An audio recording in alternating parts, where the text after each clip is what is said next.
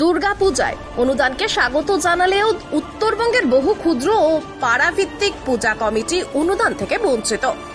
বঙ্গীয় হিন্দু মহামঞ্চের সভাপতি বিক্রমাদিত্য মণ্ডল সরকারের কাছে দাবি জানিয়েছেন, বঞ্চিত কমিটিগুলোকে অনুদান প্রদান, আর্থিক সংকটে থাকা কমিটিগুলির স্বার্থে বিশেষ উদ্যোগ এবং মহিলা পরিচালিত ও নবপ্রতিষ্ঠিত পূজা কমিটিগুলিকে বিশেষ ভাতা দেওয়ার জন্য।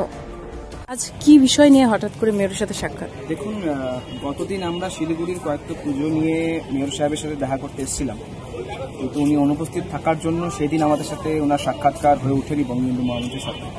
কিন্তু গতকাল আমাকে ফোন করেন ওনার দপ্তর থেকে এবং আজকে দেখা করার একটা সময় সিদ্ধান্ত ফাইনাল হয় এবং সেই অনুসারে আজ আমরা এসেছিলাম মেয়রবাবুর সাথে কয়েকটি পুজোর যেগুলো প্রায় বন্ধ হয়ে যাওয়ার মুখে আছে সেগুলো যাতে মেয়র সাহেবের সাহায্যে সেগুলো টিকে থাকে, যে সরকারি অনুদান সারা পশ্চিমবাংলা জুড়ে পুজো কমিটিগুলো পাচ্ছে, সেই প্রান্তিক পুজো কমিটিগুলো যাতে পেতে পারে তারই একটা প্রচেষ্টা আমরা চালিয়েছি এবং মেয়র খুবই ভালোভাবে এটার সমর্থনও করেছে বিষয়টাকে এবং উনি শুনেছেন সার্বিক বিষয়টা, অনেকক্ষণ সময় দিয়েছেন এবং উনি আশ্বাস দিয়েছেন উনি ওনার উচ্চস্তর জায়গায় কথা বলে যতটা করাটা সম্ভব ওনার পক্ষ থেকে প্রশাসনিক ভাব দিয়ে সেই বিষয়টা উনি করবেন।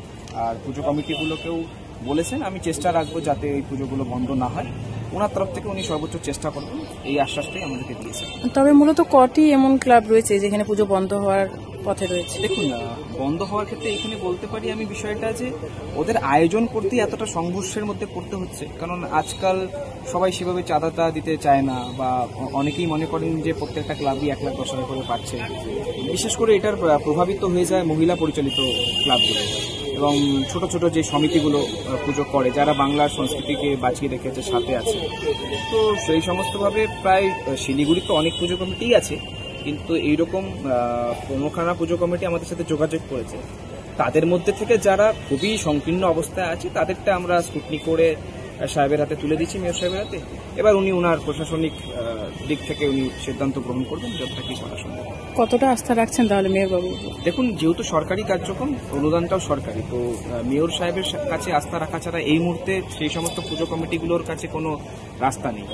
আমরা আবেদন জানিয়েছি, পুজোগুলো ওনারা পশ্চিমবঙ্গ সরকার পুজোর সাথে রয়েছে, তাই আমরাও চেষ্টা করছি যাতে পুজোগুলো হিন্দু সনাতন সংস্কৃতিটা বেঁচে থাকে, পুজোগুলো যাতে সংঘর্ষের মুখে পড়তে না হয়।